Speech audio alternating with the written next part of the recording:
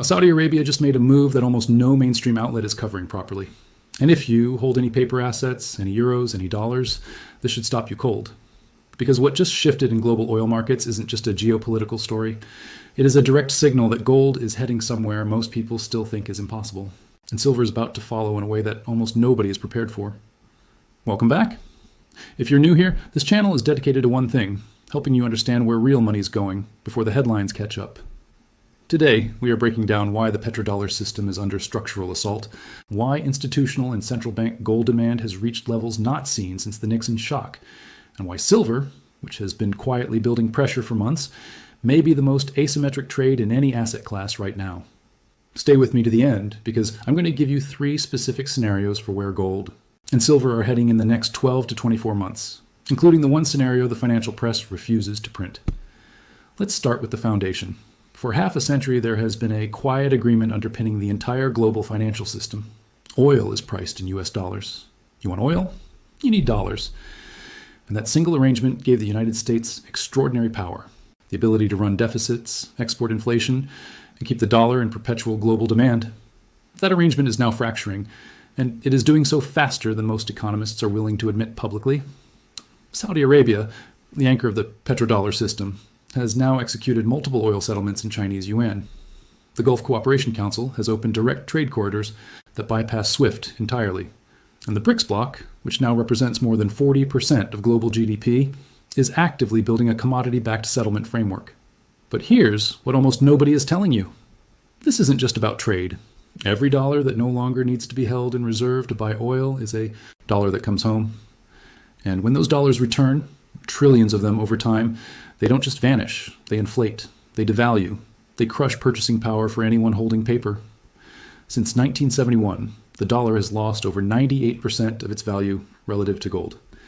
If the petrodollar system loses even a fraction of its current reach, the pressure on the remaining dollar-denominated assets becomes enormous, and gold, the only monetary asset with no counterparty risk, becomes the obvious destination. Now let's talk about gold itself, because what we're seeing technically and fundamentally is unlike anything in the modern era. Gold has now decisively broken through the $3,000 level, a price point that just 3 years ago analysts were treating as a fantasy, and yet here we are. The question isn't whether it happened, the question is what happens next. From a purely technical standpoint, the breakout from the multi-year consolidation pattern between $800 and $200 was a textbook cup and handle formation, the measured move. Target from that breakout, and I want you to pay attention here. Projects to a range between $4,200 and $4,800 on the conservative side. But we're not in a normal market. The fundamental drivers stacked on top of that technical picture are what pushed the extreme scenario, $6,000 gold, from speculation into serious analysis. Consider this. Real interest rates in the Eurozone are still deeply negative when you use actual inflation data rather than official CPI figures. The ECB has been backed into a corner. Raise rates aggressively and break sovereign debt markets in Italy, Spain, and France. Hold rates down and watch the euro continue to erode. There is no clean exit. For European savers, and this is critical, gold priced in euros has already reached all-time highs. This is not a future event. It is happening right now, and most European retail investors still have zero physical metal exposure. Now pay attention, because this changes everything. Inflation, de-dollarization, negative real rates, geopolitical fragmentation, any one of these would be bullish for gold. Right now, all 4 are operating simultaneously. That is not a coincidence. That is a structural shift. Here's where the story gets even more compelling and where the mainstream financial press consistently fails you. Central banks bought over 1,000 tons of gold in consecutive years, for the first time since the gold standard era.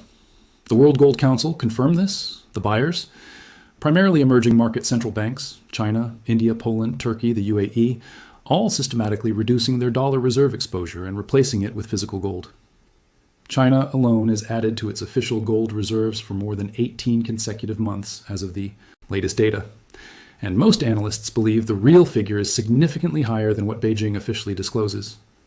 This is what the big banks don't want you to understand, because if retail investors fully grasped that the institutions responsible for monetary policy are aggressively moving into gold, the narrative that gold is a relic or a speculative asset collapses entirely. And it's worth noting, under Basel III regulations, gold was reclassified as a Tier 1 asset for banks, meaning it now carries zero risk weighting on bank balance sheets. That single regulatory change made gold more attractive for institutional holders than at any point in the modern banking era. The institutions are positioned. The central banks are positioned. The question is whether you are. And now let's talk about silver, because if gold is the steady institutional trade, silver is the explosive one. And right now, it may be one of the most mispriced assets on the planet. The gold to silver ratio currently sits near historically extreme levels. Historically, when gold breaks to new highs in a sustained bull cycle, silver eventually catches up. And when it does, it moves violently. In 1980, silver ran from $5 to nearly $50 in under 2 years. In 2011, it went from $18 to $49 in 8 months. But here's what makes today's silver setup different and more powerful. Silver is not just a monetary metal anymore. It is an industrial metal with no substitutes in solar panel manufacturing, EV battery systems, advanced electronics, and medical applications. Global solar installations are projected to more than triple by 2030. Every single panel requires silver. The demand curve is structural, not cyclical. And yet, the COMEX paper market continues to trade silver at suppressed prices, with paper contracts representing multiples of the physically deliverable silver that actually exists in registered vaults. That imbalance cannot hold indefinitely. This brings us to one of the most important and most ignored stories in precious metals, the structural fragility of the paper derivatives market. COMEX, the primary exchange where gold and silver futures are traded, operates on a system where paper contracts vastly outnumber actual deliverable physical metal. At peak periods, the leverage ratio on silver has exceeded 400 to 1, meaning for every ounce of physical silver backing a contract, there are over 400 paper claims on that ounce. In normal market conditions, this works because most contracts are cash settled. Nobody actually takes delivery, but we are not in normal conditions. Physical delivery demands at both COMEX and the London Bullion Market Association have been rising. Registered gold inventories at COMEX dropped to multi-year lows in recent quarters. And when Eastern demand, particularly from China and India, pulls physical metal off Western exchanges faster than it can be replenished, the paper price eventually has to reconcile with physical reality. When that reconciliation happens, and history says it will, the price discovery move will be fast, sharp, and almost impossible to position for after the fact. The window to act is while the paper price is still artificially compressed. All right, let's break down 3 scenarios for where this goes over the next 12 to 24 months. Scenario 1 is base case, most likely 55% probability. The petrodollar continues to erode gradually. The Fed and ECB maintain structurally loose monetary policy under the pressure of debt loads. Central bank gold buying stays above 900 tons per year. Gold consolidates above $3,000 and grinds higher to the $3,800, $4,200 range. Silver lags, but eventually catches up, trading in the $45-$60 range. The gold to silver ratio compresses from current extremes toward the 50 to 1 historical mean.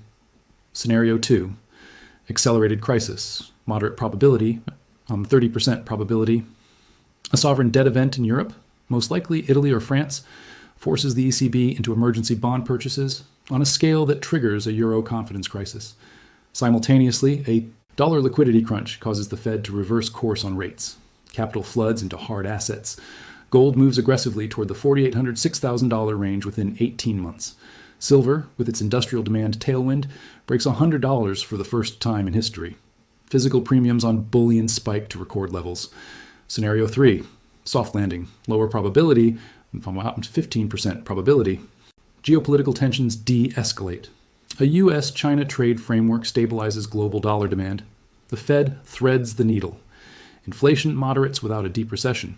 Gold pulls back to the $2,600, $2,800 range before resuming its long-term trend. Silver also corrects, offering a compelling re-entry point before the next leg higher.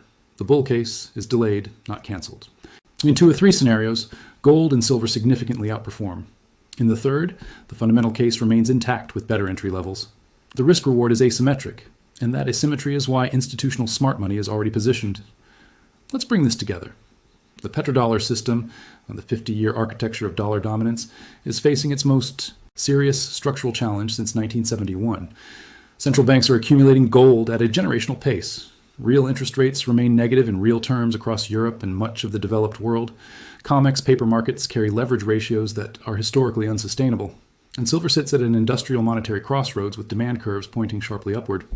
Gold at $6,000 is not a fringe prediction. It is where the structural math leads when you strip out the noise. Silver at $100 is not a fantasy. It is what happens when industrial demand meets monetary repricing in a market with suppressed paper prices and insufficient physical supply. The question isn't whether this moves. The question is whether you're positioned before it does. If this analysis gave you something most financial channels won't touch, do one thing right now. Hit subscribe and turn on notifications. Every week we go deeper into precious metals, macroeconomics, and the moves that matter before they make the headlines. And drop a comment below. Type gold if you're already positioned in physical metals, or silver if silver is your focus. I read every single comment. This is not financial advice. Do your own research. But know this, the time to think about hard assets is not when everyone else is panicking. It's right now. Stay sharp. We'll see you in the next one.